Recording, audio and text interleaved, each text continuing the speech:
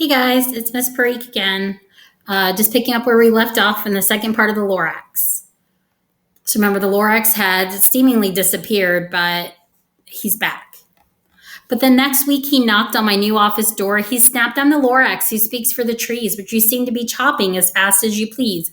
But I'm also in charge of the brown barbaloots who played in the shade in their barbaloot suits and lived happily eating truffle of fruits. Now, thanks to your hacking my trees to the ground, there's not enough truffle of fruit to go around, and my poor barbaloots are all getting the crummies because they have gas and no food in their tummies. They loved living here, but I can't let them stay. They have to find food, and I hope that they may. Good luck, boys," he cried, and he sent them away. I, the Onceler, felt sad as I watched them all go, but business is business and business must grow, regardless of crummies and tummies, you know.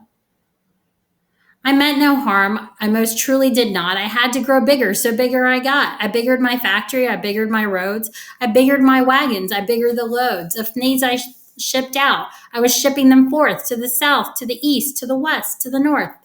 I went right on biggering, selling more needs. I biggered my money, which everyone needs.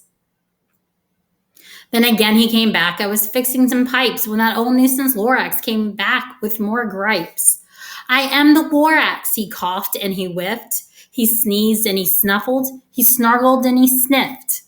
"Onceler," he cried with a cruffulous croak. "Onceler, you're making such smogulous smoke. My poor swami swans, why they can't sing a note. No one can sing who has smog in his throat." "And so," said the Lorax, "please pardon my cough. They cannot live here, so I'm sending them off." Where will they go? I don't hopefully know. They may have to fly for a month or a year to escape from the smog you smogged up around here.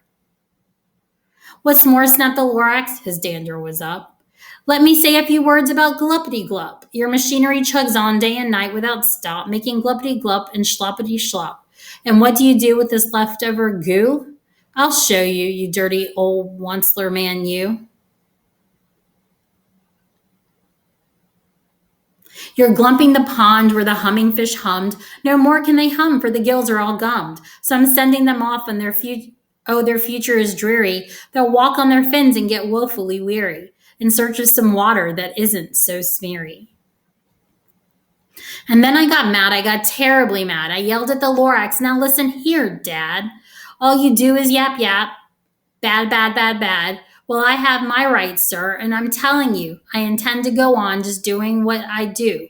And for your information, you Lorax, I'm figuring on biggering and biggering and biggering and biggering, turning more truffle trees into needs, which everyone needs."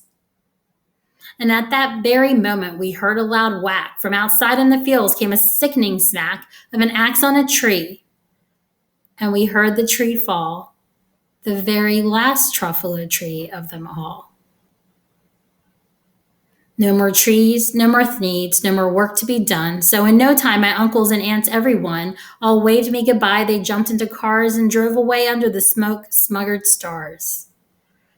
The Lorax said nothing, just gave me a glance, just gave me a very sad, sad backward glance as he lifted himself by the seat of his pants. And I'll never forget the grim look on his face when he hoisted himself and took leave of this place, through a hole in the smog without leaving a trace.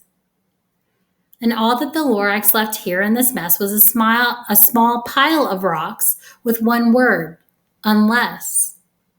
Whatever that meant, well, I just couldn't guess. That was long, long ago, but each day since that day, I've sat here and worried away. Through the years while my buildings have fallen apart, I've worried about it with all of my heart. But now, said the Onceler, now that you're here, the word of the Lorax seems perfectly clear. Unless someone like you cares a whole lot, nothing is going to get better. It's not. So catch, said the Onceler. He let something fall. It's a truffle seed. It's the last one of all. You're in charge of the last of the truffle seeds and the truffle trees and where everyone needs. Plant a new truffle, treat it with care, give it clean water and feed it fresh air. Grow a forest, protect it from axes that hack. Then the Lorax and all of his